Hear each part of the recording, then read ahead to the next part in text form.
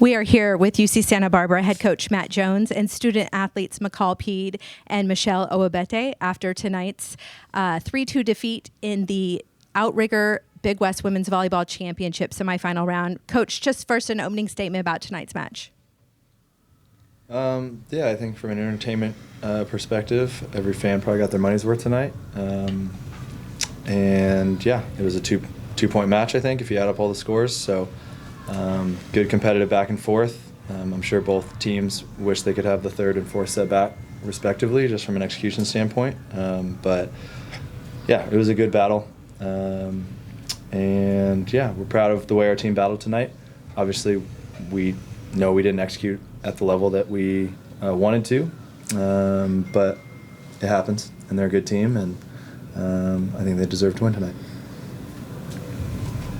Taryn Rodriguez of IE Sports Radio, host of Set Point Volleyball Podcast. Coach, you've been in 5-set matches. This was your 8th time going 5. What do you think just didn't click for you in that 5th set, or was it just them having everything click for them? Yeah, I could be wrong. Kristen can correct me, but is that our first 5th set loss this year? Which is a pretty ridiculous stat, honestly. Like, you can't win 5th sets forever. So obviously it's unfortunate timing that this is the first one, but you know that has to come to an end at some point. As far as the 5th set, I think that they did some nice things, but early in the set I felt like we're not going to play them again, so I don't mind just being transparent. I don't think we overloaded well in a couple transition situations with their middle coming around in front of the setter. We were late getting help up there in what is a situation our team is usually really clean on. And then we had another situation where we got a perfect triple block and letting the ball slip through. These are things that have been kind of staples of our program this year, as being great blocking, punishing teams in their 5-1 rotations with overloads, and it just didn't happen for us. And that's and then they. Credit to 9, Lisiak, she served great. That short serve obviously threw us off in a couple of rotations. And yeah, so that was the difference in the 5th set. And we still clawed back. Credit to Bree, she served really well. And we put at least a little pressure on him, made him sweat it out a little bit. But yeah, I think those are the differences in the 5th set. Coach, no NCAA coach ever likes leaving things in the hands of a selection committee, but you guys obviously have put together a good resume this year. How confident are you that you'll be in when the bracket comes out? I don't believe in jinxes, I guess, so I'm very confident given where we sit. But the selection committee has made weirder choices and left people out before. I'll be rooting for Long Beach tomorrow. Anything that helps our RPI at this point. Yeah, I don't think the selection show's going to listen to this interview, but if they do, I personally think it'd be a real shame to leave us out. I mean, we have a ton of top 50 wins. We are whatever we are now, 27-4, and yeah, I think we have a resume that should be in the tournament. That's my opinion, but I don't make those choices. So, just a follow-up question. We've had this sort of actually with Long Beach State and UC Santa Barbara quite a bit with basketball, where team wins the regular season, ends up getting knocked out in the tournament. Mm-hmm. Do you still view the tournament as a positive thing? You guys are on the frustrating end of the format right now, obviously, but how do you feel overall about what the tournament does for the conference and for your guys' sort of foothold in the sport? Yeah, so I think I'm the only head coach who didn't actually vote for this tournament. Is that correct? You're not. Caroline didn't vote for it. Well, I wasn't involved in the vote, is my point. I don't know how people voted. I don't care about that part. But despite not being involved, I do think it adds value, even though obviously this is a year where it's frustrating for us. But I think objectively it is a good thing because, one, it makes the entire conference play longer throughout the season and be more competitive down to the wire. Going into the last weekend, like more teams are really playing for something. And I think it allows for what you're seeing right now. Like, this is intriguing. It's fun for fans. Like, while it sucks for us tonight, like, people love to see this upset, and now someone has a chance to get an at-large, right, instead of, to get the automatic qualifier. And yeah, at the end of the day, your job is to win the matches in front of you. So the format doesn't really matter. Our job is to win. And obviously tonight we didn't get that done, but I think I'm fine with the format. And yeah. Ladies, although with a loss, Was it a nice feeling to know that you had like a championship to look forward to at the end of the season?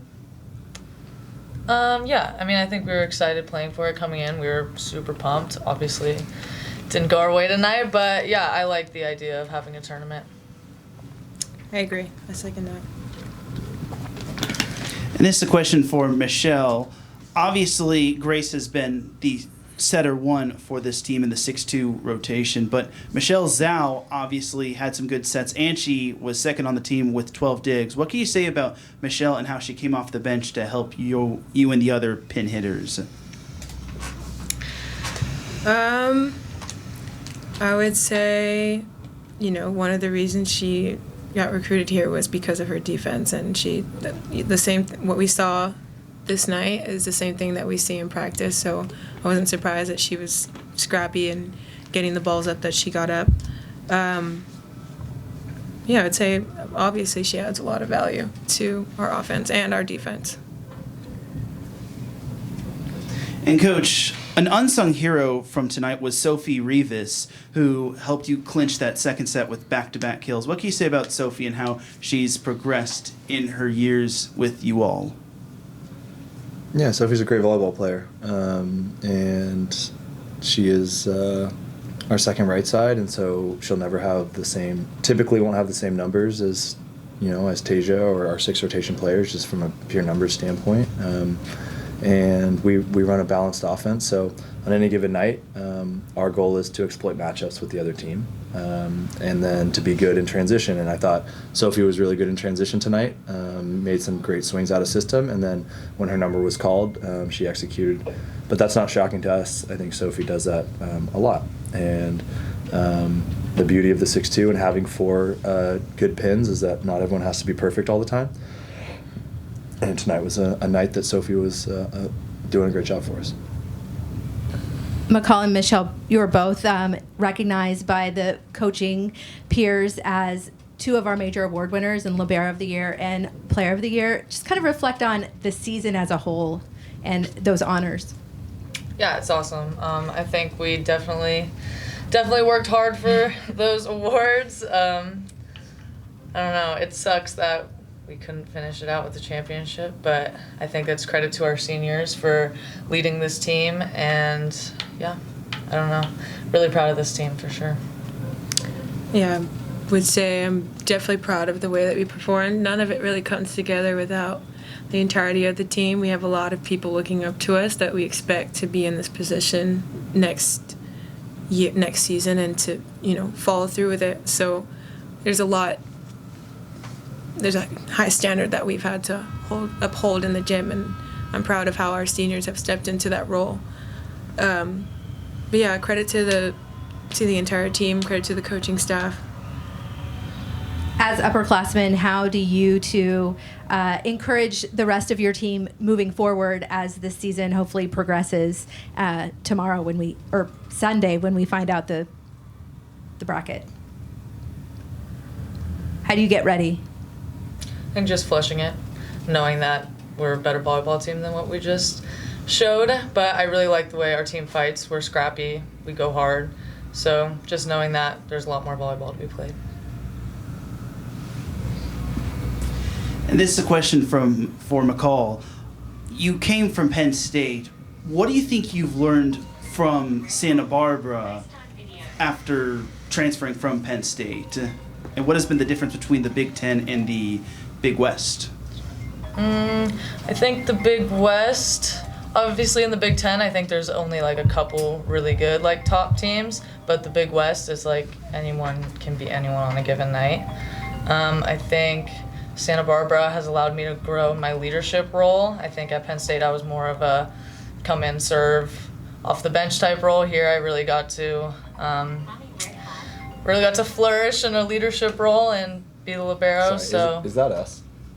We can turn that off. It's fine. All right. But yeah. No, you crush it. Thanks. All right, thanks so much, and best of luck when we get the bracket on Sunday. Thank you, guys. Appreciate it. Thank you. Thanks, guys.